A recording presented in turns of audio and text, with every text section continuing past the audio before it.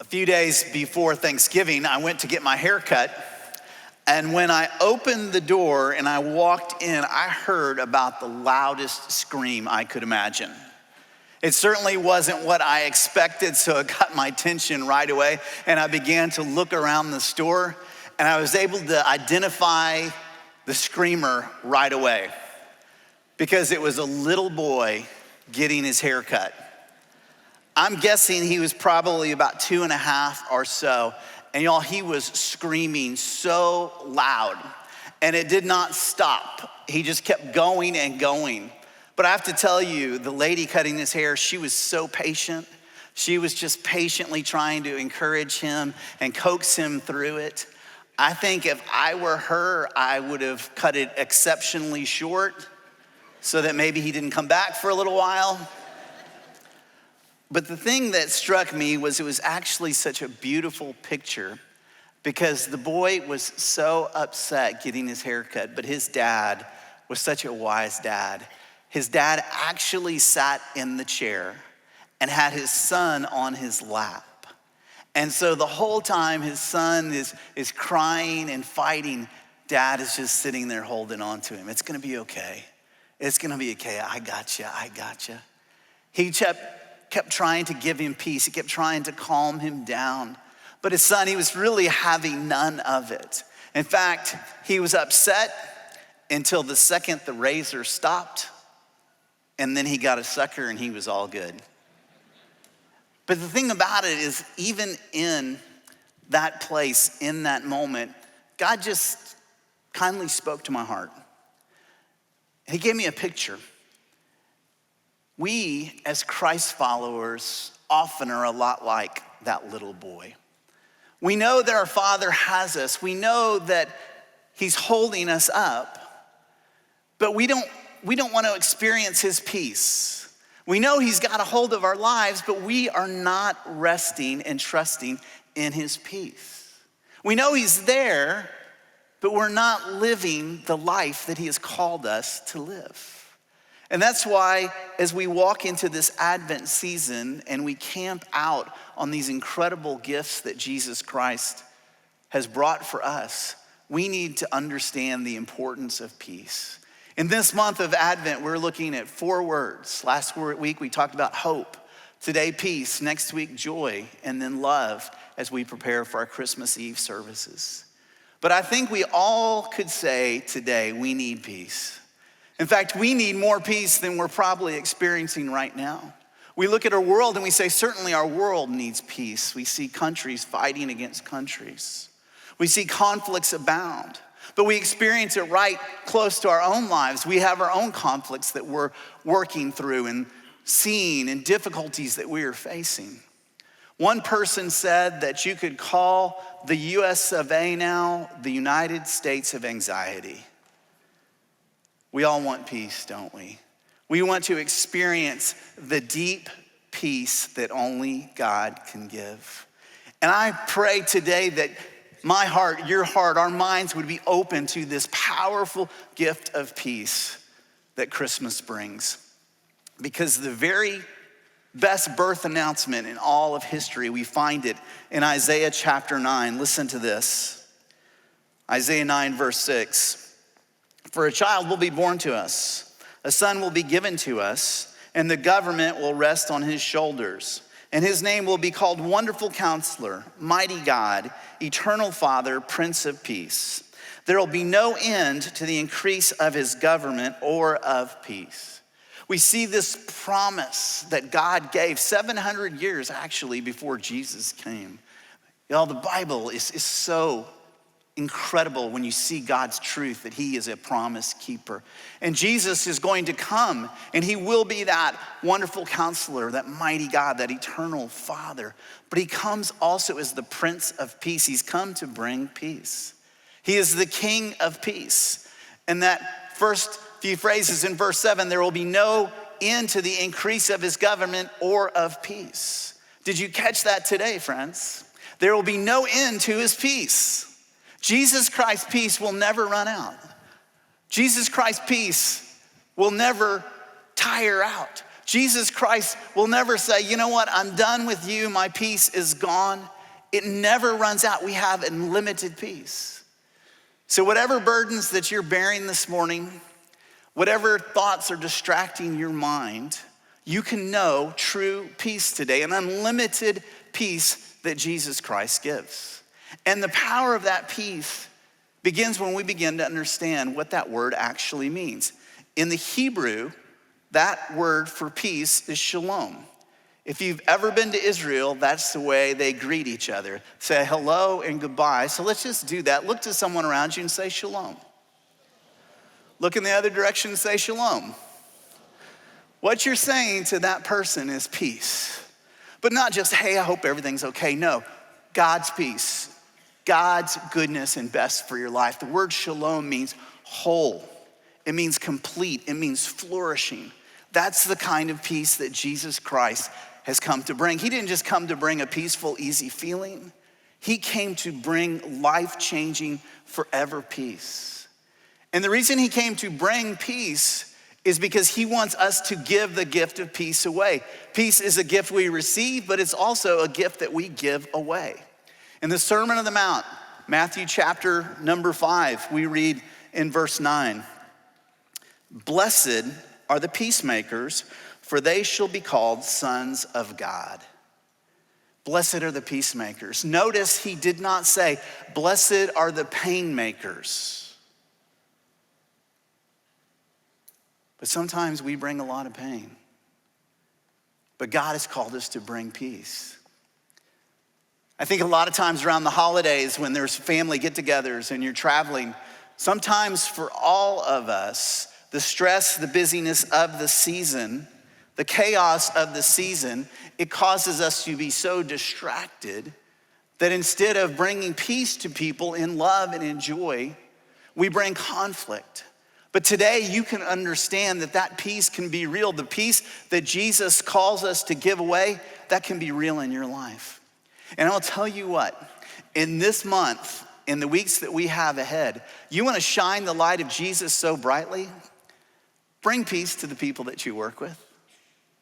Bring peace. Bring peace, God's peace, into the home in which you live. To the people and the friends that you hang out with. His peace will shine so brightly. Your kindness, your humility, your patience. Why? Because he has equipped you with his peace. Do you know his peace today? You can be sure if you're able to answer these two questions. And this first question is really one of the most vital and important questions that all of us ask in our lives. And I want you to personalize it. The first question is, am I at peace with God? Would you just voice that prayer silently to yourselves? Would you just ask yourself that question? Am I at peace with God? Take a moment and do that. Do you know that you're at peace with God today? You can. You can. Sometimes I've had the privilege of sitting down with people and they know, as far as diagnoses are concerned, that the end of their life is coming, that their time on earth is short. And they will ask that question specifically, am I at peace with God? Am I gonna go to heaven? They wanna know, they wanna know. And sometimes it's an end of life thing that they wanna nail down. But there's no reason to put it off. You can know his peace today. Am I at peace with God? You have to understand God's story. Because see, Christmas does not begin in a manger. Christmas begins in a garden. Remember last week I said Christmas begins in the dark. Because when Adam and Eve sinned in the garden, our relationship, our fellowship with God was broken. Darkness entered into the world. And from that moment on, there was nothing that you could do, there was nothing that I could do to make ourselves right with God. It's impossible. We could not do it. We couldn't earn it. We couldn't be good enough. We couldn't be religious enough. It's impossible. We are sinners and sin separates us from God. But the beauty of Christmas is that God came himself. Jesus Christ has come for us. And because he has come for us, listen to the truth of Romans 5:1. Therefore, having been justified by faith.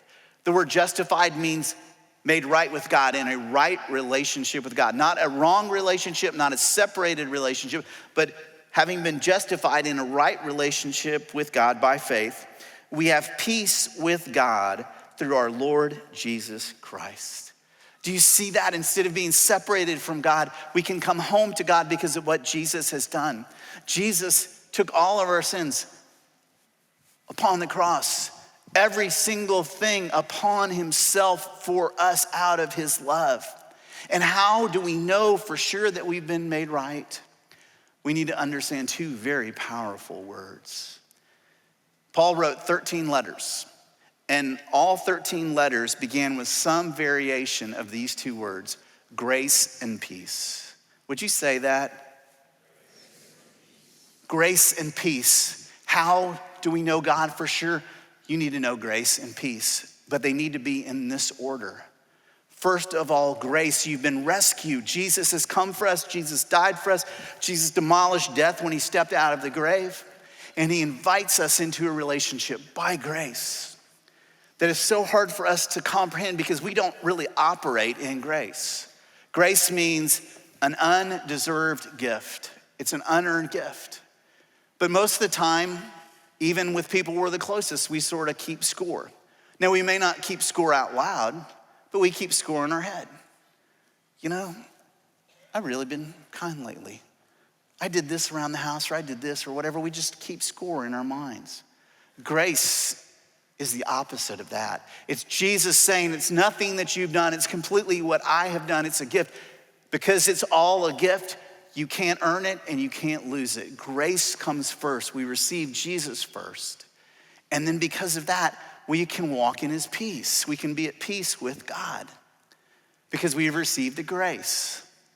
Now, I want to make sure you really understand that because I did not understand that for a long time.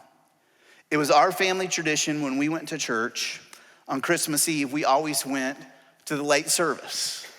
It was called the midnight service, but it actually started at 11:30. And the point was, you got there at 11:30, you go through the worship service, and then when it was over, you walked out and it was Christmas Day. Now, I have to tell you, I didn't understand grace then, but I did understand that I was going to church. And in my mind, I thought, if I am serious enough to go to church at 11:30 at night, when it's really cold outside, I must be a serious Christian. God must appreciate me more than he appreciates those lazy people who go early, right? We easily want to tag on to ourselves that we've earned it. You can't earn it, friends. It's all because of Jesus' grace and peace. So when you say yes to Jesus Christ by his grace, then you can begin to walk in his peace. You're at peace with God. Now here's the thing that I've come to discover. Much of our anxiety is caused because down deep, we're not sure that God's got us. Down deep, we're not sure that he's the Father that's holding on to us, even when we're crying, even when we're frustrated. And the sin that we allow to go on in our lives, that we go on and practice and just put a pass on or just get caught up in the crowd, that sin causes anxiety because we're not at peace in our relationship with God. You can be at peace today. Peace in a relationship with God that lasts forever. But it was so important with Jesus, not that we're just at peace with God, but that we experience his peace every day. So my second question I want you to pray and ask yourself is, do I have the peace of God? Would you take a moment and ask that? Do you have that peace? It's interesting, the definition of the word worry is a divided mind. We understand that, don't we? We're thinking about one thing, but then something else comes up and our mind is divided. We're stressed out, we're overwhelmed. It's that noise, that soundtrack in the background. It's like that low-grade fever that's just tugging at us. That's what worry is. But that does not have to be you and that does not have to be me, because listen to this. In John chapter 14, Jesus is speaking. This is his last supper with his disciples. Now consider the seriousness of this moment. The trials are just ahead. The cross is just hours away. And here Jesus is, he's gathered up with his guys. And he speaks this word in John 14. He says, peace I leave with you, my peace I give to you. Not as the world gives do I give to you. Do not let your heart be troubled, nor let it be fearful. Man, I could just imagine if this was your last supper, my last supper, I would be like, guys, hang on. I hope you make it. This is really tough. This is bad news, but Jesus is speaking peace into the situation. And I want you to make some observations. First of all, Jesus Christ is the source of peace. He says, peace I leave with you, my peace I give to you. Because peace is a person, the person of Jesus Christ. He says, guys, you've been with me with my presence. Later on, he's gonna say, the power of the Holy Spirit is going to fill you. I am the source of peace. If you want peace today, if you're suffering from that divided mind, run to Jesus. Don't just think about him, but call upon his name. Actually talk to him like you would a friend. Jesus, I need your peace right now. I confess my anxiety, my worry to you, my burdens, my open loops of things that I'm allowing to go into my life. Lord, I put it in your hands. You call upon his name because he's the source of peace. And his peace is incredibly different than the peace that the world gives. His peace is so different. How would you describe the peace that the world gives? The peace of the world is temporary peace. It's pretend peace. Do this, drink this, eat this, go here, go there. You're gonna experience peace. Have a great weekend, you're gonna experience peace. Get away, you're gonna experience peace. Go to do something fun, I'm all for fun. But those are temporary, friends. They're actually just distractions most of the time, right? They amuse us, they take our mind and put it in a different place. But if you really want wholeness, shalom, if you really want his peace, you run to him and you say, I can appreciate the things of the world, the good things, but I'm not gonna make them ultimate things. I'm not gonna make something good ultimate. I want his peace because his peace heals and it's lasting. But this is how he ends. He says, don't let your heart be troubled, nor let it be fearful. Why? Because his peace is the answer to fear. His peace is the answer to fear. My mom always would have told you that in her DNA, handed down from her family, was an exceptional gift of worrying. My mom was skilled at it. Now, it was done out of care, it was done out of concern, but it was a pattern of her life for many, many years. That may describe some of you right now. You may be feeling heavy, burdened, distracted. What's the answer, friends? Jesus Christ is the answer. So how do we put that into practice? How do we apply that? I want you to see that. Let's go back to Isaiah again. He says it clearly, Isaiah 26, verse 3. The prophet writing, talking about God, he says, you will keep in perfect peace all who trust in you, all whose thoughts are fixed on you. You, God, are the source of peace. He says it again, just like Jesus did at the Last Supper. God is the source of peace. But what does he do? He says he keeps us in perfect peace. Now, the English translation from the Hebrew is perfect peace. But actually, God led Isaiah to write it this way. If you read the Hebrew, it would say, you will be kept in shalom, shalom. He doubled the word shalom. The English translators made it perfect peace, but it's actually shalom, shalom. Because he was saying, not only is shalom mean complete, whole, perfect, he's saying we're gonna double it for emphasis. That's how good it is.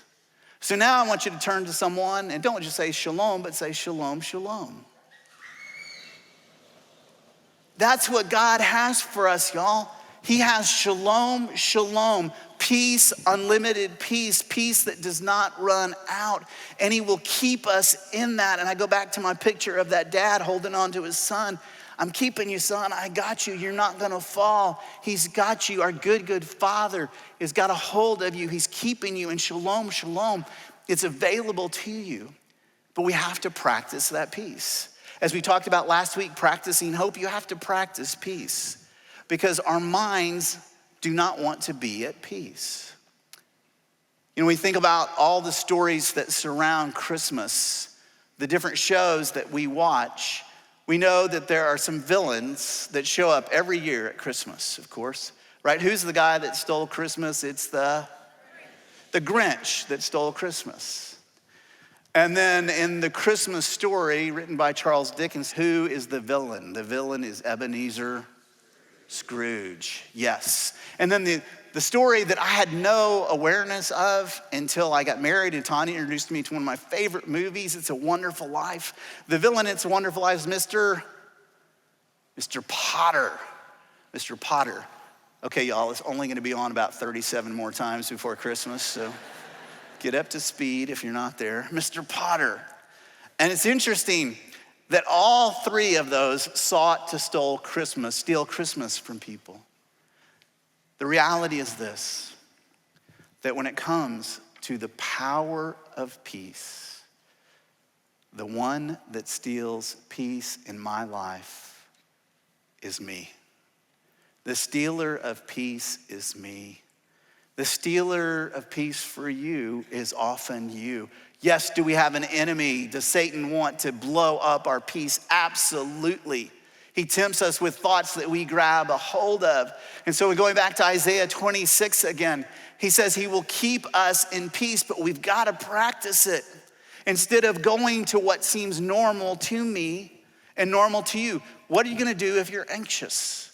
What if you're gonna do if you're burdened? You're gonna find something that distracts you. That is why so many times you'll hear me say it, our phones are not our friends.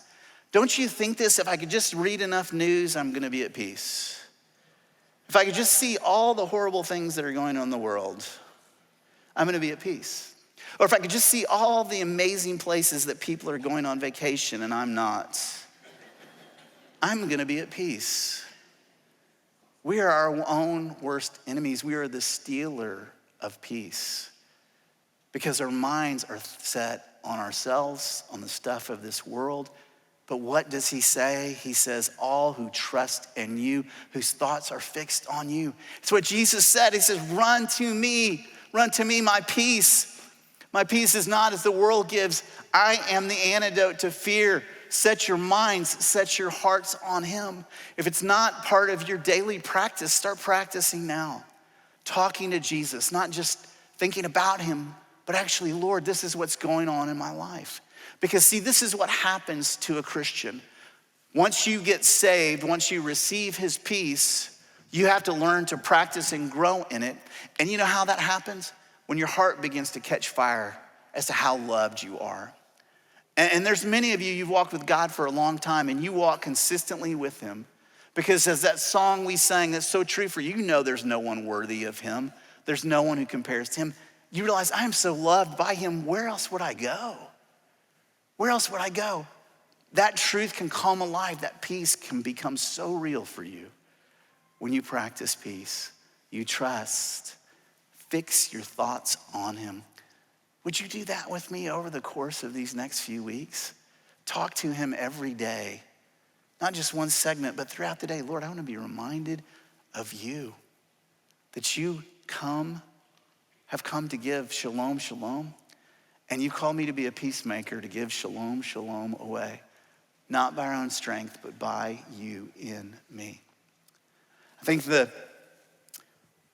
most highlighted verse in the Bible online is a verse that's so clear about peace. It's a few verses, actually. We find it in Philippians 4. I'm gonna ask you to read it off the screen with me. Be anxious for nothing, but in everything by prayer and supplication with thanksgiving, let your requests be made known to God. And the peace of God, which surpasses all comprehension, will guard your hearts and minds in Christ Jesus. Let him know. Tell him everything. Thank him for being there.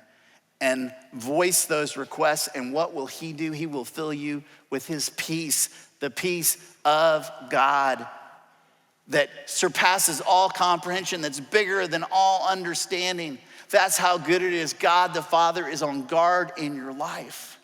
So as we conclude today, I'm gonna ask you to bow your heads. And just for a moment, I wanna practice peace. Let's practice peace together. And all I'm gonna ask you to do is to pray silently. For some of you, maybe you've never prayed before. Today is gonna be the beginning of something. But what I want you to do is just talk to the Father and say, God, I thank you that you're here today. Just talk to him, just begin with that. Say, God, I thank you that you're here and that you care about me.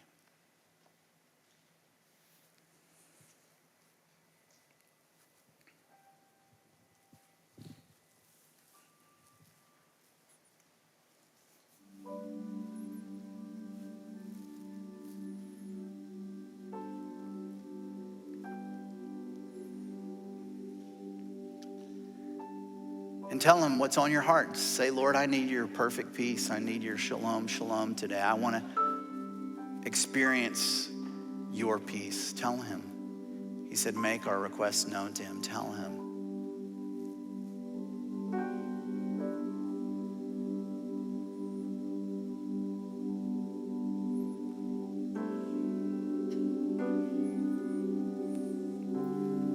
And now get specific. If there's a burden you're carrying, if it's a person, if it's a sin that needs to be confessed, a worry that you have, a question unanswered, tell him specifically, Lord, I turn my thoughts to you. I put this in your hands. I need your help. And name it. Not just generally, Lord, name it. I'm worried and burdened about my friend or my family that I care about. Tell him.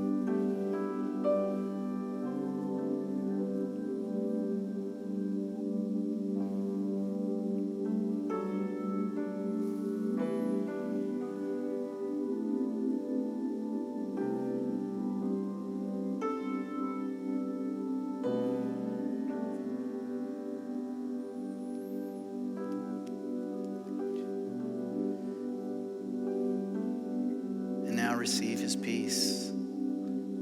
Simply pray, Lord, you promise peace. I'm trusting your peace today.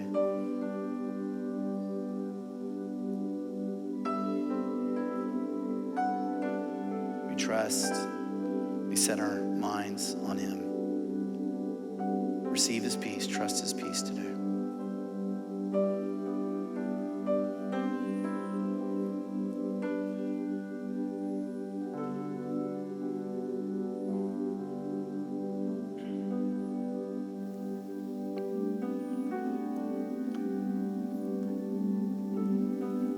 My prayer for you is that this will be a pattern, that you are practicing peace in your life. This is just a quick opportunity to do so. But you practice peace.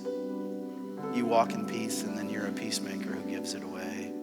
God, I pray for those right now who maybe don't understand the first step of peace because they're not sure they're in a right relationship with you. God, I pray that you would lead them to say yes to you this morning. God, I pray for those who know you but need to be part of a church. I know we don't grow in peace by ourselves. We do it together. Lord, I pray you would lead our time of invitation.